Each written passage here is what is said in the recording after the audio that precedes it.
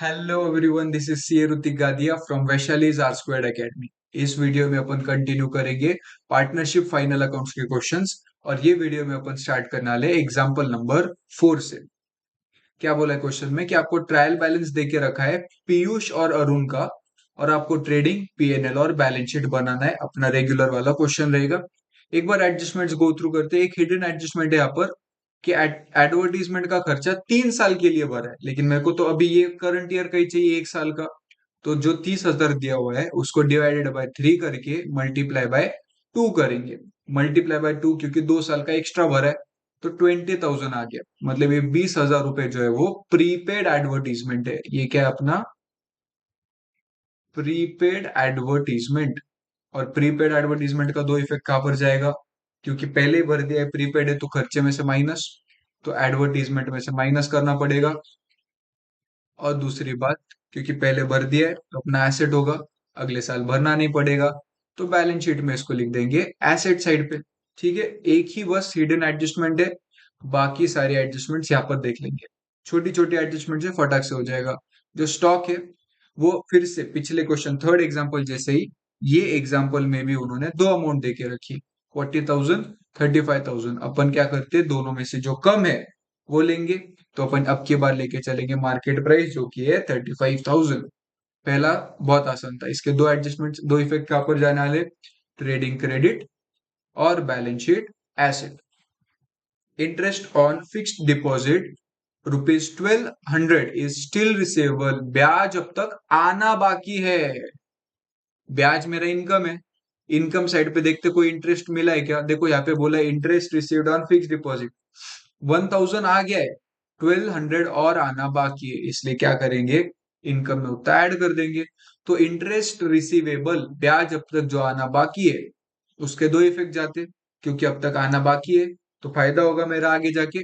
तो मेरा balance sheet asset में ऐड हो जाएगा, और दूसरी बात मेरी इनकम भी बढ़ जाएगी, तो इनकम में भी ऐड हो जाएगा।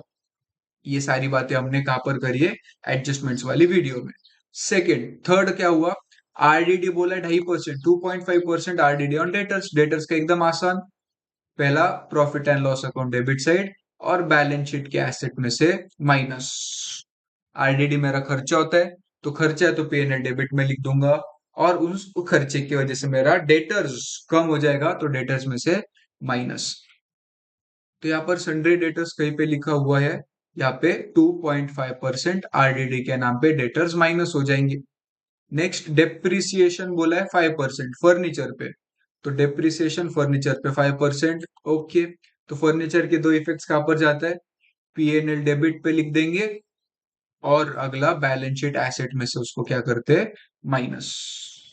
अब ये वाली एडजस्टमेंट पहले 3 एग्जांपल्स में नहीं थी, अलग एडजस्टमेंट है, नवी एडजस्टमेंट है, ध्यान देना। एडजस्टमेंट वाली वीडियो में लिखेंगे, कवर्ड है ऑलरेडी। तो गुड्स 8,000 के डिस्ट्रॉय हो गए, 8,000 के गुड्स डिस्ट्रॉय हो गए, लेकिन इंश्योरेंस कंपनी क्या बोला, मैं आपको 6,000 रुपए की भरपाई करके दूंगा। तो ये 6,000 रुपए की भरपाई करके देंगे, मतलब मेरा खर्चा कितना आया, 2,000।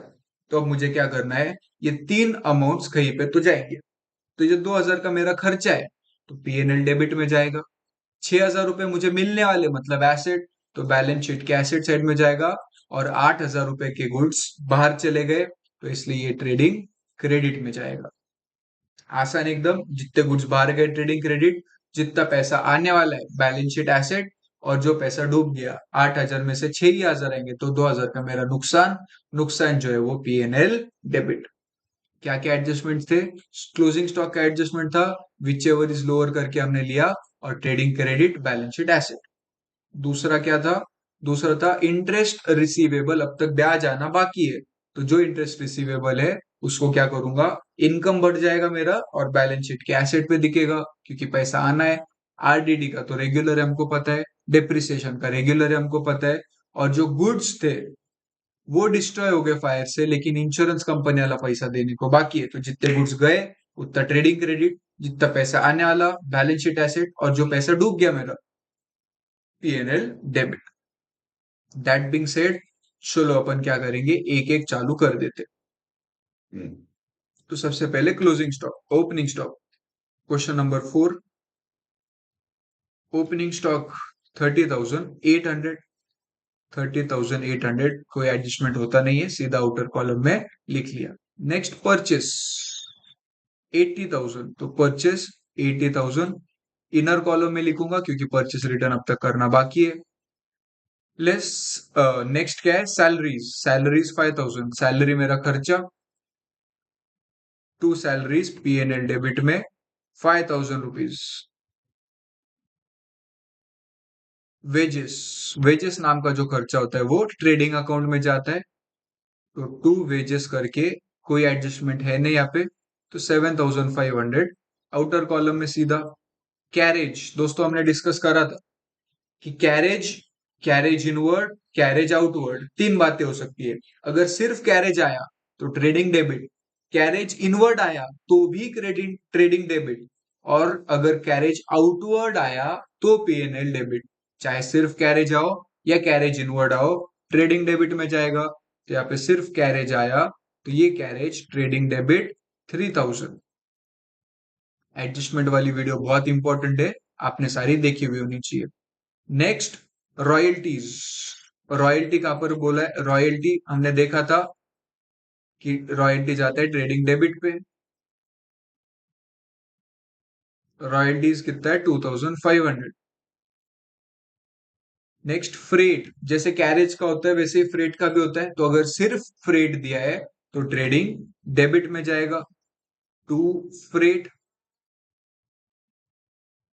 कितने रुपए का फ्रेट है, 700 रुपीज, लिख लिया मैंने आउटर कॉलम में। प्रिंटिंग एंड स्टेशनरी, ये जो प्रिंटिंग एंड स्टेशनरी है ये मेरा खर्चा है बिजनेस रिलेटेड, तो ये पीएनएल डेबिट में जाएगा। प्रिंटिंग एंड स्टेशनरी अमाउंट है 1050। सन्ड्री डेटर्स अपने एसेट्स होते हैं, सन्ड्री डेटर, तो एसेट में लिख लूंगा सन्ड्री डेटर। इनर कॉलम में 43,000 और लेस करना है उस पे से आरडीडी, तो लेस आरडीडी कितना परसेंट है, 2.5%। तो सब जन मुझे बताओ 43,000 का 2.5% कितना आएगा। इसका 10% आएगा 4,300, उसका आधा करके 2,150, और उसका आधा किया तो शायद 1,075 आता है, पर देखते। 43,000 इंटू 2.5%, 1075। ये जो 1075 माइनस कर देंगे तो 41,925। ओके। नेक्स्ट फर्नीचर, फिर से यहाँ पर इस पे डिप्रिसिएशन लगना है लेकिन इसका सेकेंड इफेक्ट देना बाकी है, तो आरडीडी, आरडीडी यहाँ पे अपन लिख देंगे 2 आरडीडी। अब कोई न्यू ओल्ड वगैरह कुछ है ही नहीं, बैड डेट्स वगैरह कुछ नहीं, सिर्फ अकेला आरडीडी न्यू है, तो उसको सीधा आउटर कॉलम में लिख सकते हैं अपन 1075। नेक्स्ट क्या था अपना, फर्नीचर 20,200, तो फर्नीचर एसेट साइड पे लिखा, इनर कॉलम में लिखा 20,200, उसमें से लेस किया डेप्रिसिएशन एट द रेट 5%। इसका कितना आएगा, 1010 आएगा मेरे हिसाब से। 20,200 इंटू 5%, 1010, और ये अगर माइनस कर दूं मैं तो 19,190। अब डेप्रिसिएशन नाम का खर्चा पीएनएल डेबिट में आएगा, तो to depreciation 1010। Next leasehold property, property अपना एसेट होता है, तो लीज होल्ड प्रॉपर्टी कितने रुपए का है, 25,000, 25,000 सीधा आउटर कॉलम में, क्योंकि कोई एडजस्टमेंट है ही नहीं। इन्वेस्टमेंट 15,000, एसेट होता है अपना इन्वेस्टमेंट, तो 15,000 एडजस्टमेंट ना होने के कारण आउटर कॉलम में। ट्रैवलिंग एक्सपेंस पीएनएल में जाएगा, तो टू ट्रैवलिंग एक्सपेंसेस 3,450। ये दोनों हो चुके। एडवर्टीजमेंट, इसका एडजस्टमेंट था अपना, तो टू एडवर्टीजमेंट अमाउंट कितना है 30,000, इनर कॉलम में लिखेंगे और लेस कर देंगे उसमें से प्रीपेड। कितना प्रीपे किया था हमने, 20,000। इसका वर्किंग नोट आपने बनाना पड़ेगा, तो बनाने पे 10,000 आउटर कॉलम में आया, है ना। ये जो 20,000 है वो मैंने प्रीपे किया था, इसलिए 20,000 माइनस कर दिया, तो खर्चा आया अपना 10,000। प्लस ये जो 20,000 है अपना एसेट, तो प्रीपेड एडवर्टीजमेंट एसेट के नाम पे 20,000 लिख दिया। नेक्स्ट बैड डेट्स, ओहो बैड डेट्स थे, ठीक है अलग से लिख देते। टू बैड डेट्स, कितने बैड डेट्स, 500, यहाँ पे 500 लिख लिया। अगर आप चाहो तो ये बैड डेट्स और आरडीडी साथ में अपने फॉर्मेट में ऐड करके लिख सकते हो। नेक्स्ट डिस्काउंट अलाउड, डिस्काउंट भी पीएनएल में जाता है, उन्होंने डेबिट में दिया है, मैं भी डेबिट में लिखूंगा 1,800। Cash in hand, cash at bank और फिक्स डिपॉजिट, तीनों की तीनों अपने एसेट्स है। कैश, बैंक और एफडी। कैश है 7,000, बैंक के 20,000 और एफडी 15,000, तीनों के तीनों लिख लिए। ओके, तो डेबिट साइड अपना खत्म हो चुका। क्रेडिट साइड में सबसे पहले बात कैपिटल की हो रही है, तो कैपिटल दोनों का 80,000। तो कैपिटल के क्रेडिट में मैं लिखूंगा by balance brought down 80,000, 80,000। Okay, next sundry creditors 20,500।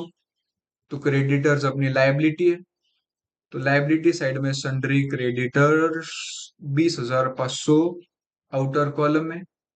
और अब तक कोई लायबिलिटी आई नहीं, best. Interest received on FD, income है अपना, इनकम जो इंटरेस्ट मिला, तो बाय इंटरेस्ट कितना मिला, 1,000 का, ये 1,000 लिखा। उसमें ऐड कर देंगे अक्रूड इंटरेस्ट, जो इंटरेस्ट अब तक मिलना बाकी है उसको बोलते बोलते हैं अक्रूड इंटरेस्ट 1,200। क्या बोलेंगे उसको, अक्रूड इंटरेस्ट 1,200। इसको जब अपन ऐड कर देंगे, तो ऐड करके आउटर कॉलम में कितना आएगा अमाउंट, 2,200। ठीक है, ये हो गया अपना एडजस्टमेंट। प्लस ये जो ब्याज मिलना बाकी है वो एफडी पे ऐड करना पड़ेगा। तो एफडी जो मैंने यहाँ पे लिख दिया था 15,000, वो इनर कॉलम में लेंगे और एक्रूड इंटरेस्ट 1,200 रुपए उस पे ऐड करके 16,200 रुपए की एफडी बन जाएगी। कोई टेंशन नहीं, अगर आप चाहो तो अक्रूड इंटरेस्ट नाम का अलग से एसेट बना के 1,200 आउटर कॉलम में भी लिख सकते हो। बैंक ओवरड्राफ्ट लायबिलिटी होती है अपनी 10,000। ये हमने कहाँ पे देखा था, प्रोफॉर्मा ऑफ बैलेंस शीट का जो वीडियो था उसमें हमने देखा था। तो बैंक ओवरड्राफ्ट 10,000 लिख लिया मैंने। सेल्स 1,20,000 भी लिख लिया मैंने। ओके, अब यहाँ पर कोई सेल्स रिटर्न का अमाउंट है ही नहीं, तो यहाँ पे जीरो लिख के 1,20,000 आउटर कॉलम में। परचेस रिटर्न का कुछ है नहीं, तो 80,000 आउटर कॉलम में लिख दिया। ओके, अब ऐसे डेबिट और क्रेडिट साइड्स लिख दिए, एक बार सारे एडजस्टमेंट्स देख लेते कवर हो गए या नहीं। स्टॉक अपना लिखना बाकी है 35,000, तो क्लोजिंग स्टॉक 35,000। ट्रेडिंग क्रेडिट में भी लिखा और बैलेंस शीट के एसेट साइड में भी लिख देंगे 35,000। इंटरेस्ट का हो गया, आरडीडी हो गया, डेप्रिसिएशन हो गया, गुड्स गुड्स गुड्स बाकी है। 8,000 के गुड्स जल गए, तो trading credit by goods destroyed by fire 8,000। 2,000 रुपए का मेरा नुकसान है, तो टू लॉस बाय फायर 2,000। और मेरे को कंपनी से पैसा मिलेगा, तो इंश्योरेंस कंपनी के नाम पे 6,000 रुपए का एसेट। ठीक है, डिटेल में हमने डिस्कस कर चुके थे ये एडजस्टमेंट वाली वीडियो में। तो सारे एडजस्टमेंट्स कवर कर दिए, सारे डेबिट क्रेडिट कवर कर दिए। नेक्स्ट काम अपना क्या होगा, ट्रेडिंग अकाउंट की मदद से ग्रॉस प्रॉफिट निकालेंगे। तो ग्रॉस प्रॉफिट के लिए सबसे पहले ट्रेडिंग क्रेडिट का टोटल, ट्रेडिंग क्रेडिट का टोटल कितना आएगा, 120, 150, 163, 1,63,000। ये वाला टोटल डेबिट साइड पे भी लिख लेंगे 1,63,000 टू ग्रॉस प्रॉफिट। तो डेबिट का ऐड करके क्रेडिट में से माइनस।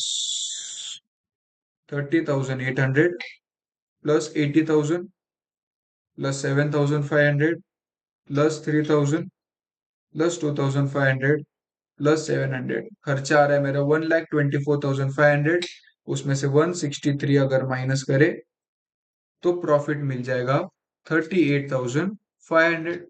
अब ये जो प्रॉफिट है वो P&L क्रेडिट में लिखेंगे, बाय ग्रॉस प्रॉफिट 38,500। नेक्स्ट, अब P&L क्रेडिट का टोटल, P&L क्रेडिट का टोटल आ जाएगा 40,700। ये वाला टोटल डेबिट साइड पे भी लिख लेंगे 40,700, और जो बैलेंसिंग फिगर है उसको बोल देंगे नेट प्रॉफिट। तो टोटल ऐड करना है P&L डेबिट का, तो 5,000 plus 1050 plus 1075 1010 3450 plus 10,000 plus 500 plus 1800 plus 2,000। इसका टोटल आ रहा है 25,885। उसमें से 40700 सब्ट्रैक्ट करेंगे तो मेरा नेट प्रॉफिट आ जाएगा 14,815।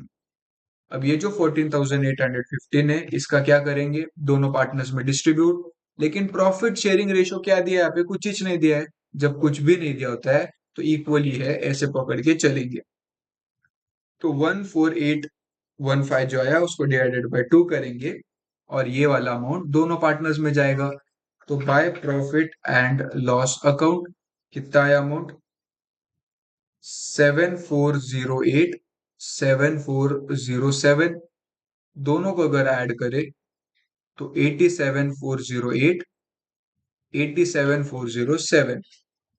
ये वाली टोटल डेबिट साइड पे भी लिखेंगे 87,408 87,407, और यही अमाउंट अपना क्या आ जाएगा टू बैलेंस कैरिड डाउन 87,408 87,407। और यही अमाउंट फिर से कैपिटल में लिख लेनी है लाइबिलिटी साइड पे। तो अपने दो पार्टनर्स कौन है, पीयूष अरुण, पीयूष अरुण। इसका बैलेंस कितना है 87,408 87,407। ऐड कर देंगे तो 51,8,417। अब देखना है एसेट्स और लायबिलिटीज की टोटल मैच हो रही है या नहीं।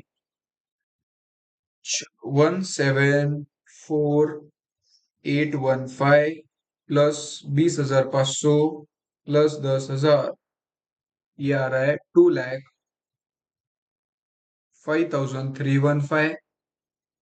और एसेट्स अगर ऐड करूं तो 41,925 plus 19,190 plus 25,000 plus 15,000 plus 20,000 plus 7,000 plus 20,000 plus 16,200 plus 35,000 plus 6,000। तो हो गया अपना बैलेंस शीट टैली 205,315 पे। होपफुली दोस्तों आपको सब समझ में आ रहा होगा, आपकी भी बैलेंस शीट टैली हो रही होगी। अच्छे से प्रैक्टिस करना, सारे क्वेश्चंस मेरे साथ लिख लिख के करना। अगर आप ये सोचोगे कि यार पहले भैया का देख लेते बाद में करेंगे, तो हो नहीं पाएगा। सारे क्वेश्चंस मेरे साथ करो तभी आपको मजा भी आएगा और साथ साथ में सॉल्व होते भी चलेगा। मिलते हैं दोस्तों अगले वीडियो में, तब तक के लिए जय जी।